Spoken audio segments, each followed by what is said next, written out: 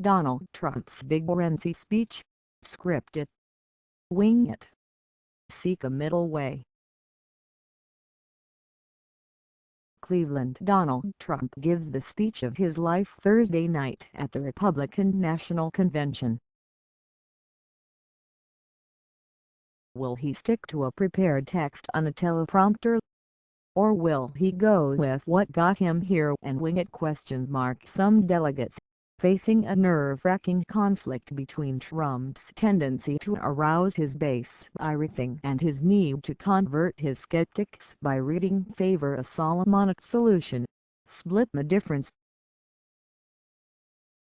With the freedom of people advocating what they don't actually have to do themselves, they urge their nominee to be scripted, yet spontaneous.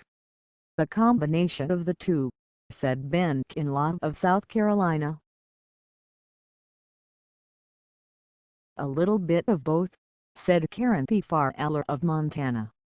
The mixture is best, said Dale Charletta of Illinois.Experts agreed. He's going to have to strike a balance between being Donald Trump and reassuring those on the fence that he understands the issues, said Anita McBride, the former White House advisor. If a teleprompter is what he needs to stay focused on that, he has to use it.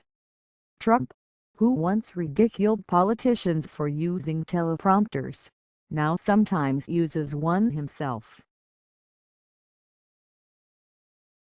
But only he knows if on Thursday he'll focus on entertaining his fans in the hall, or on persuading unconverted members of the TV audience who saw the primary season Trump and wondered if there's a more presidential-sounding one.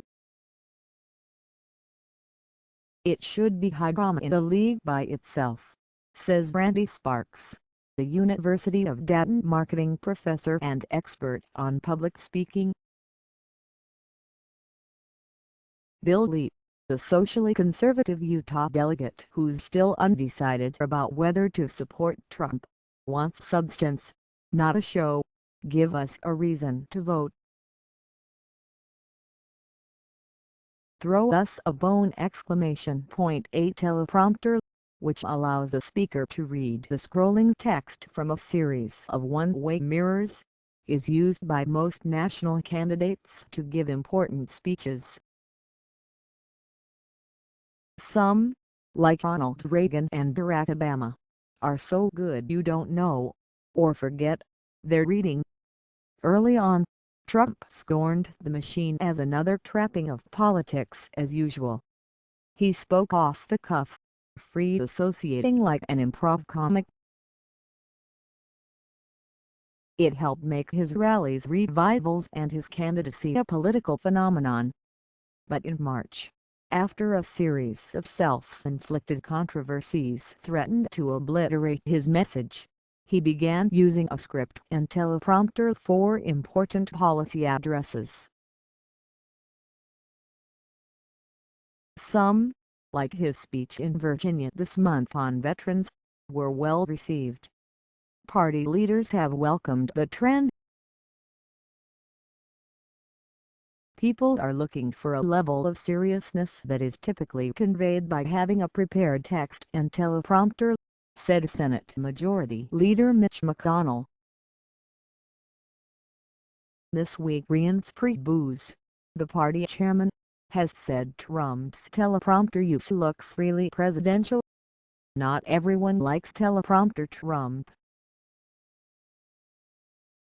Baltimore Sun media critic David Zurawik has compared him to someone trying to dance but couldn't find the beat. On CNN Tuesday night, former Obama advisor David Axelrod said of Trump, "He's so good when he's riffing. As for reading," he added, "he's just not that good at it." And, as former George W. Bush speechwriter Michael Gerson puts it, Trump keeps falling off the teleprompter wagon. The showman apparently feels the show must go on. That would be risky on Thursday. If he picks up the mic, walks around the podium and goes off script, his court will love it. But his advisors backstage will be having cardiac arrest, said Sparks. The undecided Republicans at home could say, enough is enough, and write him off. On the other hand, Trump must sound like Trump. Authenticity becomes even more crucial after Melania Trump's speech on Monday, in which she used the teleprompter to read words and phrases used by Michelle Obama in a speech in 2008. The key, Sparks says, is the script. If it sounds too presidential or too much like a conventional or acceptance speech, lofty and aspirational like House Speaker Paul Ryan's on Tuesday night, the kind of stuff speechwriters love to write, it will fail. Instead, the speech should be written in plain, shirt-sleeve English, very, very bad instead of horrific. This, after all, is not Ted Sorensen writing for JFK. Ask not what your country can do for you. It's Trump. You're fired! Is the sort of semi-spontaneity many delegates favor for Trump's speech feasible? Ad-libbing, even within a set speech, said Sparks, is a high-risk strategy. When Trump is Trump, he elaborates. That's when controversial things get said. Another problem: once he goes off script, Trump has trouble coming back. Take Saturday, when Trump introduced Mike Pence to the nation as his running mate.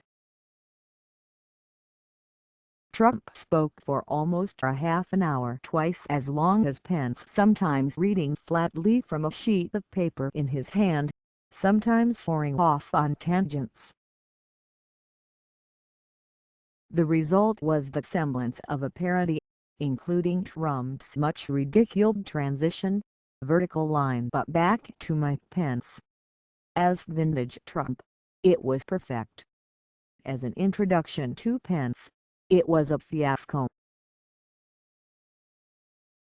Trump summed up Thursday's dilemma last month in an interview with the New York Times. I want it to be on message. I want it to be fun. And you have to put all of those things together.